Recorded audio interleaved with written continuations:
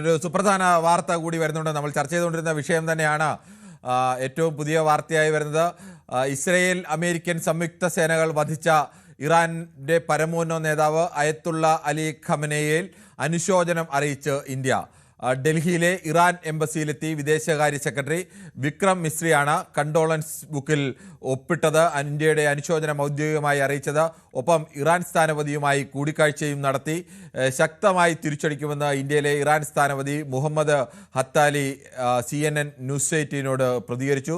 India ഇറാനൊപ്പം നിൽക്കുമെന്നാണ് പ്രതീക്ഷയെന്നും അദ്ദേഹം പ്രതികരിച്ചു. എന്തായാലും ഇന്ത്യയുടെ ഭാഗത്തു നിന്ന് അയത്തുള്ള അലി ഖമനേയും ഇന്ത്യയും തമ്മിൽ നല്ല ബന്ധമാണ് ഉണ്ടായിരുന്നത്. അങ്ങനെ ഒരു രാജ്യം ഇറാനുമായിട്ടുള്ളത് ചരിത്രപരമായ ബന്ധമാണ് ഇറാന് ഇന്ത്യക്കുള്ളത്.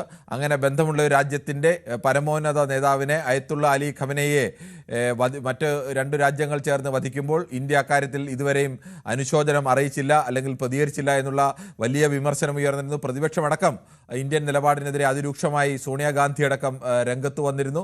എന്തായാലും ഇപ്പോൾ ഇന്ത്യ ഔദ്യോഗികമായി തന്നെ പ്രതികരണം വന്നിരിക്കുന്നു. ഇനിയിപ്പോൾ ആ വിമർശനത്തിന് അർത്ഥമില്ല. ഇന്ത്യയുടെ പ്രതികരണം അല്പം വൈകിയാണെങ്കിലും അവിടെ ഇന്ത്യയുടെ പ്രതികരണം ഉണ്ടായിരിക്കുന്നു.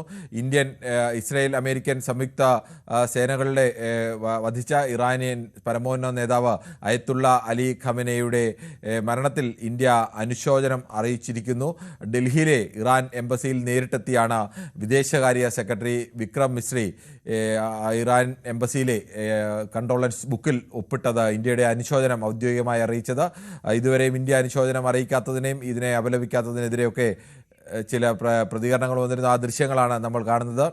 വിക്രം മിസ്രി ഡൽഹിയിലെ ഇറാൻ എംബസിയിൽ എത്തുന്നതിൻ്റെ ദൃശ്യങ്ങളാണ് നമ്മൾ കാണുന്നത്. അദ്ദേഹം അവിടുത്തെ കണ്ടോളൻസ് ബുക്കിൽ ഇന്ത്യയുടെ ഔദ്യോഗികമായ അനുശോചനം എഴുതുകയാണ്.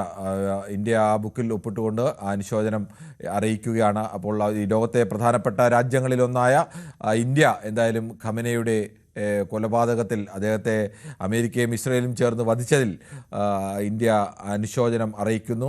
ഇറാനോട് ഉള്ള ചരിത്രപരമായ ബന്ധം ഇന്ത്യ ഒരിക്കൽ കൂടി ഊട്ടി ഉറപ്പിക്കുകയാണ് ഈ ഘട്ടത്തിൽ.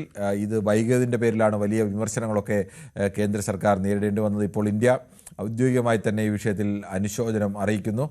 കാരണം ഇന്നലെ ഇതിൻ്റെ പശ്ചാത്തലം ഇന്ത്യ ഔദ്യോഗികമായി ക്ഷണിച്ച നമ്മുടെ ഒരു അഭ്യാസത്തിൽ പങ്കെടുക്കാൻ വേണ്ടിയാണ് ഇറാൻ്റെ പടക്കപ്പൽ ഇന്ത്യയിലെത്തിയത്. ആ പടക്കപ്പൽ ഇന്ത്യയിൽ നിന്ന് മടങ്ങുന്ന വഴിയിൽ വെച്ചാണ് ഇന്ത്യൻ മഹാസമുദ്രത്തിൽ ശ്രീലങ്കൻ തീരത്ത് നിന്ന് 40 നോട്ടിക്കൽ മൈൽ അകലെ വെച്ചാണ് അമേരിക്കൻ ആണവ അന്തർവാഹിനിയിൽ നിന്നുള്ള ടോർപിഡോ ഉപയോഗിച്ചുകൊണ്ട് ആ കപ്പലിനെ തകർത്തത്. ഇന്ത്യ അമേരിക്കയും ഈ സംയുക്ത സൈനിക അഭ്യാസത്തിന് ക്ഷണിച്ചിരുന്നു.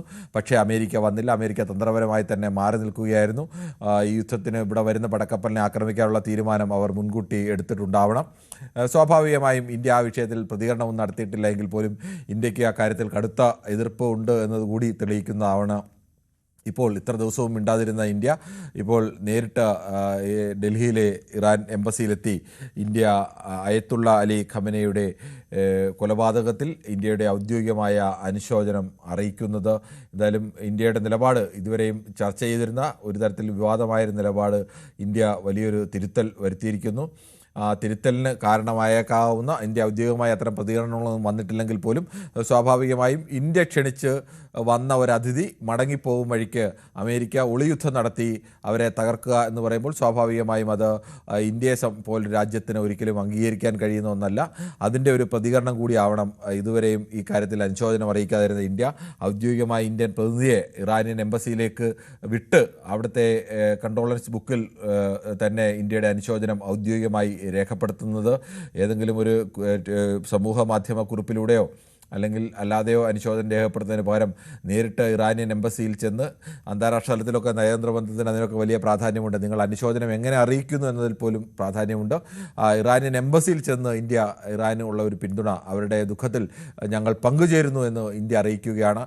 സ്വാഭാവികമായും ഇന്നലെ ഇറാൻ പടക്കപ്പലിന് നേരെ ഉണ്ടായ അമേരിക്കയുടെ ഒളിയുദ്ധം പ്രയോഗം രണ്ടാം ലോക മഹായുദ്ധത്തിന് ശേഷം ആദ്യമായിട്ടാണ് ഇങ്ങനെ ഒരു ടോർപിഡോ ഉപയോഗിച്ച് ഒരു യുദ്ധക്കപ്പൽ തകർക്കുന്നത്.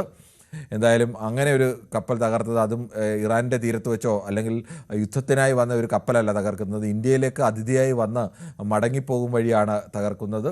അത് ഇന്ത്യയെ സംബന്ധിച്ചും അത് ഒരിക്കലും അംഗീകരിക്കാൻ കഴിയുന്ന ഒന്നല്ല. അതിൻ്റെ ഒരു പ്രതികരണം കൂടി ആവണം ഇപ്പോൾ ഇന്ത്യ കൃത്യമായ നിലപാട് ലോകത്തിന് മുന്നിൽ അറിയിക്കാൻ വേണ്ടി. ഇറാൻ എംബസിക്ക് ഇന്ത്യൻ വിദേശകാര്യ സെക്രട്ടറി വിക്രം മിസ്രി എത്തുന്നു. വിക്രം മിസ്രി അവിടെ കണ്ടോളൻസ് ബുക്കിൽ ഇന്ത്യയുടെ അനുശോചനം എഴുതുകയാണ്. ഔദ്യോഗികമായി തന്നെ ഇന്ത്യ അനുശോചനം അറിയിക്കുന്നു.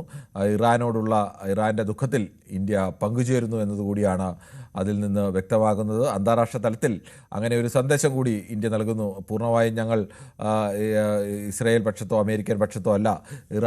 ഇറാൻ്റെ വിഷമത്തിൽ, ഇറാൻ്റെ ദുഃഖത്തിൽ, ഇറാനു നേരെ ഉണ്ടായ അനീതിയിൽ ഇന്ത്യയുടെ ഐക്യദാർഢ്യം കൂടി ഔദ്യോഗികമായി ഇന്ത്യ പ്രഖ്യാപിക്കുകയാണ്. അങ്ങനെയാണ് അവിടെ എത്തി അദ്ദേഹം ഈ അനുശോചനം ഔദ്യോഗികമായി തന്നെ അറിയിക്കുന്നത്. എന്തായാലും ഇന്ത്യയുടെ ഭാഗത്തു നിന്ന് ഉണ്ടായ ശക്തമായ ഒരു നീക്കം കൂടിയാണ്. അതിനുശേഷം ഇന്ത്യയിലെ ഇറാനിയൻ പ്രതിനിധി നടത്തിയ പ്രതികരണവും വളരെ പ്രധാനമാണ്. വിക്രം മിസ്രി അവിടെ എത്തി അദ്ദേഹവുമായി കൂടിക്കാഴ്ച എത്തിയ ശേഷമാണ് ഈ പ്രതികരണം നടത്തുന്നത്.